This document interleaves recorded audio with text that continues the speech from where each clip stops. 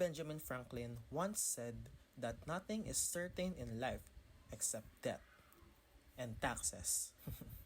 And today, we're gonna talk about one of those things, which are taxes. Because we sell things here and there, that means we have to abide by certain sales tax laws that are mandated by the government. Fortunately, Odoo automatically installs a tax location package based on our company's country when we first created an Odoo database. So, in most cases, we start with our country's default taxes already locked in and ready to go. And that's pretty convenient. And of course, Odoo lets us create and edit taxes whenever we want. We can also automatically apply taxes to our invoices as well. Another thing that we always need to account for is varying tax rates, which really comes into play when we sell products to customers outside of the country. International tax rules or fiscal positions, as the smart folks like to call them, are part of the localization package Odoo installs when we create a database. So, in most cases, they're already set up and ready to go. But again, in a true Odoo fashion, we can create and edit fiscal positions at any time to ensure we are always charging the correct tax rate to every single customer. Now, if any of you finance freaks wants to learn more about stuffs like this, be sure to check out our accounting videos and documentation as well. You'll find a lot of useful information there. But for now, in this video, we'll just do a quick informative overview of taxes and how they relate to sales. So without further ado, let's jump into our database and take a closer look on how Odoo deals with sales taxes. To get the most out of Odoo's sales tax potential, you'll want to install and activate a few things first. So let's kick things off by diving into the apps. Now, once that we're inside of here, we'll want to actually remove the default filter up above because we're going to search for a few modules and not apps. Let's search for the term tax. Now, we have something, as you can see. We have already some of the actual necessary modules installed, but this is a great way to find a ton of different tax modules that you may also want to add to your company's database. In this list, you'll want to consider installing AvaTax, Account Tax Cloud, and Define Taxes as Python code.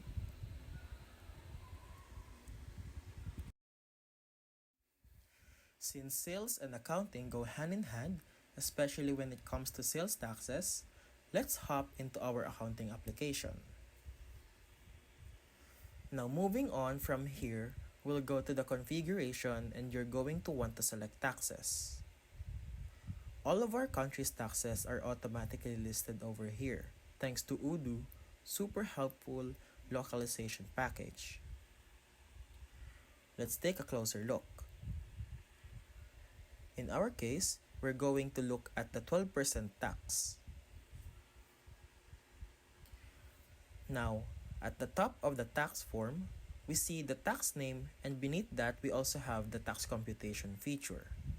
If we click it, it allows us to change it as from a few other options that we have here. The very first one that we have that I'm going to go through is group of taxes, and that's for creating a list of taxes that make up a group. When you apply this tax on an invoice, it applies all of the taxes in the group at once. And just so you know, you can add as many existing taxes to this list. Next on the list that I'm going to click into is fixed. Now this option is a fixed tax computation that is basically a tax that's always the same amount regardless of the sales price of the product. So once it's locked in no matter what.